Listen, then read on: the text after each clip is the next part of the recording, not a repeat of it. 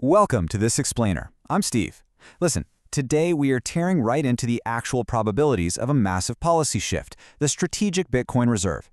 Now, as a veteran trader, let me tell you straight up, I don't trade on internet hype, and I certainly don't trade on hope. I trade on the cold, hard mechanics of how the laws of money are actually written on Capitol Hill. So today, we're separating the noise from the execution. Right off the bat, we're going to strip away the emotion and the market panic. You got to ask yourself, a strategic Bitcoin reserve, is it just internet hype or is it cold, hard reality? Well, we're going to approach this strictly as a game theory chess match. Forget the political theater. We are attaching hard mathematical percentages to exactly how this scenario plays out on the board, move by agonizing move. All right, let's get into section 1, the political odds, 3 paths to passage. Take a look at the raw data here on how Washington actually moves capital. What you're seeing is a stark contrast in the probabilities of legislative and executive paths. We've got the standalone bill, the omnibus rider, and the executive order. And guys, these aren't just wild guesses. These are the mechanical, calculated odds of policy survival in our current market conditions. Let's break down exactly why this spread is so incredibly massive. First up, the standalone bill. Frankly, if you're betting your portfolio on this specific path, you're looking at historically awful odds. We're talking well under 10%. Standing all on its own, a bill like this gets referred straight to the Financial Services Committee. And right there, it hits a brick wall. It faces immediate, intense resistance from entrenched Treasury bureaucrats and the old guard banking sector.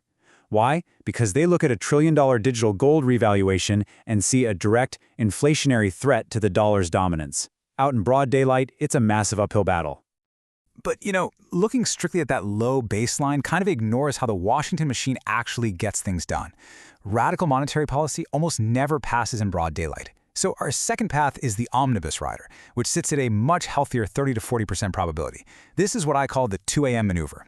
An omnibus is basically a giant must-pass spending bill.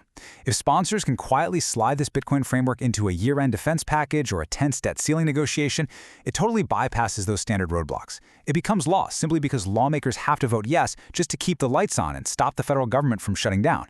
The true baseline anchor, however, the real heavyweight here, is the executive order framework. This carries a dominant 60 to 70% probability of dictating the near-term landscape. And it's simple. The executive branch has the unilateral authority to move on this immediately. They don't need endless committee hearings, and they honestly don't need a single congressional vote to start making serious moves on the board. And the reality is, we literally already have executive precedent for this. The White House has previously used directives to lay the foundation of a strategic Bitcoin reserve by explicitly ordering the Treasury to halt the routine auctioning of civil and criminal asset forfeitures. Now sure, an executive order isn't permanent legislative law, but it creates an immediate soft reserve, meaning the government just holds on to what it has instead of dumping it on the market. That move alone effectively corners 1.5% of the global supply before Capitol Hill even wakes up and gets its coffee. I mean, just look at this number, 300,000. That is the massive amount of confiscated Bitcoin the United States government is already sitting on right now, largely swept up from historical cybersting operations. They don't need to pass a sweeping bill to start accumulating, they literally just need an executive order to stop selling.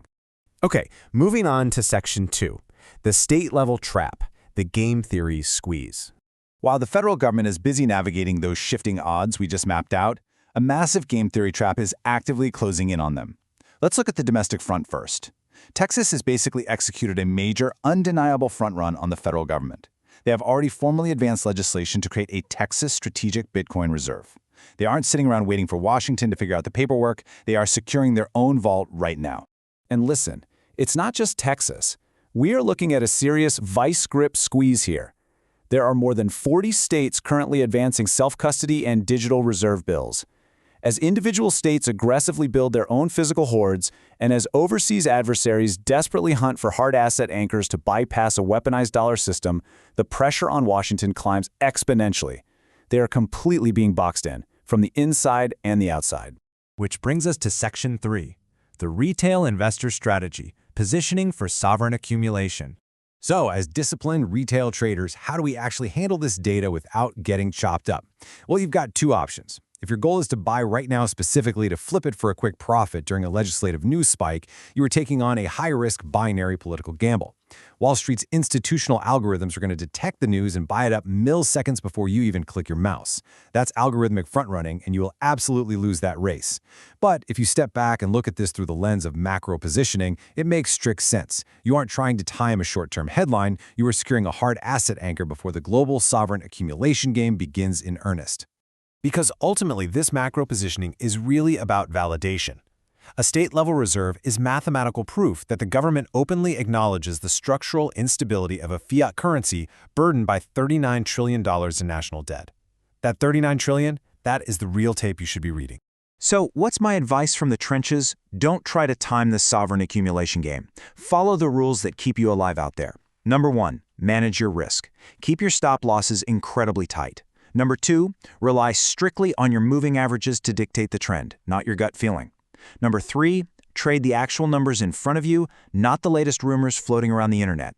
And number 4, stay strictly disciplined. You have to let the cold data dictate your entries and exits. The pieces are moving on the board, guys, and the state is openly showing its hand. They are actively positioning for the sovereign accumulation game. The only question left is, when the largest governments in the world start sweeping the board for finite supply, will your macro strategy be disciplined enough to survive the volatility? Or will you be the one left holding the fiat back? Stay frosty, stick to your systems, and I'll see you on the next update.